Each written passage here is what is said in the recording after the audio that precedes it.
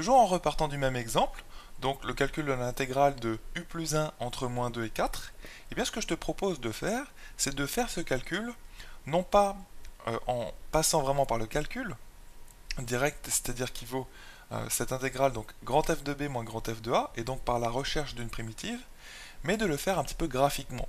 Donc ça fait beaucoup moins office de démonstration, hein, ça sera beaucoup moins une démonstration, mais ça te permettra un petit peu de voir que une intégrale, comme j'ai laissé le schéma ici, c'est vraiment une aire algébrique. Pourquoi algébrique, hein? Je te rappelle que algébrique, ça signifie que quand la fonction est au-dessus, ben, l'aire c'est considéré comme positif, et quand la fonction est en dessous de l'axe des abscisses, l'aire sera considérée comme négative.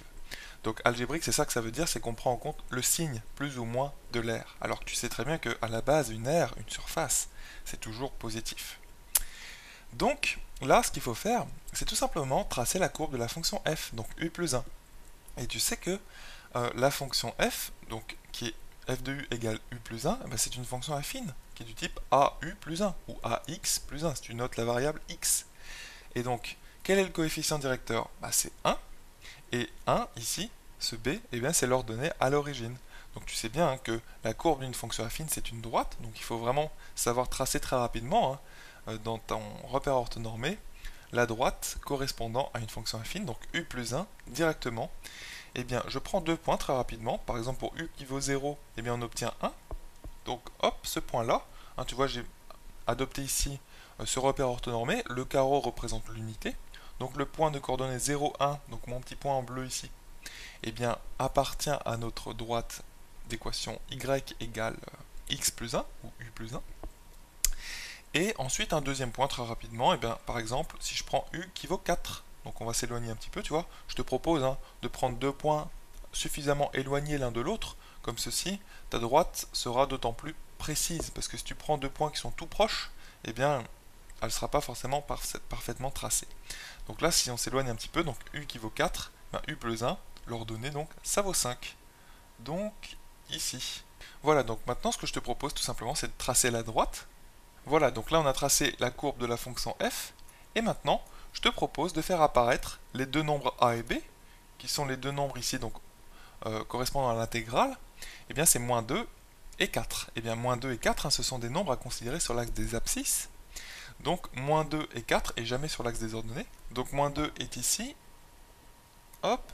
Et le 4 est un petit peu plus loin. Voilà.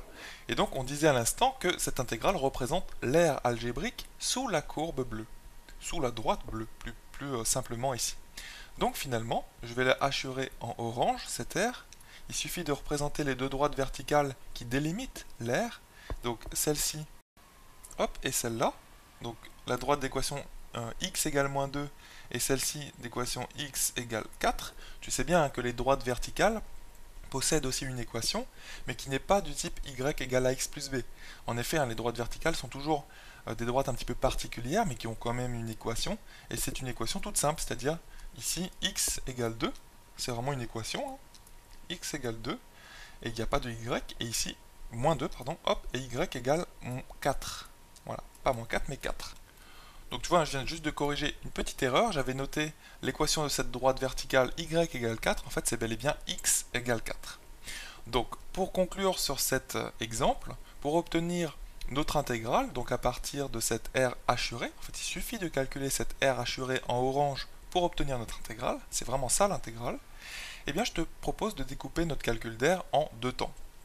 Premier temps, l'aire de ce petit triangle ici, deuxième temps, l'aire de ce triangle là. Alors l'aire du petit triangle qu'on n'a qu'à noter A1, eh bien elle vaut combien? Donc on a un point caractéristique supplémentaire qui est celui-ci en fait, le point où la courbe bleue coupe l'axe des abscisses. Et ce point, c'est quand x vaut moins 1 et il est d'ordonnée 0. Donc en fait, ce petit triangle a tout simplement comme dimension, ce petit triangle rectangle ici, eh bien, il a comme hauteur par exemple 1 et comme base 1 aussi. Donc cette R, comme tu connais l'aire d'un triangle, c'est base fois hauteur divisé par 2. Donc ça sera tout simplement, je vais la noter comme ceci, donc 1 fois 1 sur 2, ce qui fait tout simplement 1 demi. Ensuite, l'aire du plus grand triangle, qu'on va noter l'aire 2, eh bien, quelle est sa base par exemple? On n'a qu'à prendre la base ici, eh bien c'est la distance entre ce point mauve, donc de coordonnées moins 1 en x, et ce point ici vert de coordonnées 4, donc 5. Tu comprends? Donc 5 fois la hauteur. Eh bien, la hauteur, c'est tout simplement cette distance entre ce point et ce point mauve là, qui est de coordonnées 4, 5, donc d'ordonnée 5 surtout. Donc cette distance ici, verticale, c'est 5. Donc 5 fois 5, le tout sur 2. Ce qui nous fait 25 sur 2. Voilà.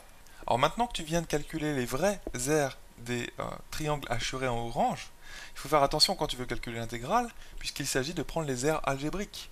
Donc lorsque la courbe de la fonction est en dessous de l'axe des abscisses, c'est le cas ici, pour ce premier petit triangle, il faut prendre une aire négative. Et il faut prendre une aire positive le reste du temps.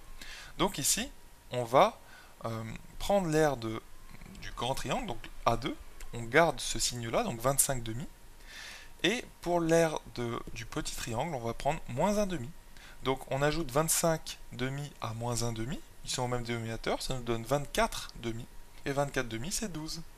Donc tu obtiens bien une intégrale qui vaut tout simplement 12, et ce résultat nous l'avions trouvé bien évidemment tout à l'heure, à partir de cette formule qui te donne le résultat en fait de l'intégrale de f entre a et b à l'aide d'une primitive que tu as déterminée. Donc ça c'est vraiment la méthode analytique, c'est-à-dire par le calcul, et là ce que nous venons d'employer, c'est la méthode géométrique. Donc là je suis allé un petit peu vite dans la démonstration, mais ça pourrait quand même faire office de démonstration dans un exercice si tu rédiges bien, et si tu fais bien apparaître ces 3 points mauves ici qui sont des points importants, utiles, pour calculer les aires de tes triangles. Voilà.